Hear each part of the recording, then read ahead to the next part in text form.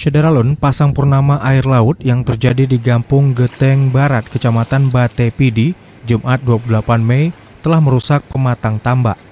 Petani tambak sangat resah dengan munculnya pasang purnama yang berpotensi menjebol pematang tambak. Sebagian petani telah melapis pematang tambak dengan plastik untuk menahan pengikisan gelombang laut. Namun, sebagian lagi memanen ikan bandeng lebih awal untuk antisipasi hantaman gelombang besar saat pasang purnama jika sewaktu-waktu pematang jebol. Petani tambak meminta kepada pemerintah supaya membuat penahan tebing secara darurat untuk mengatasi pengisan pematang tambak tidak meluas. Tambak-tambak warga itu berada di dekat tempat pelelangan ikan Genteng Barat.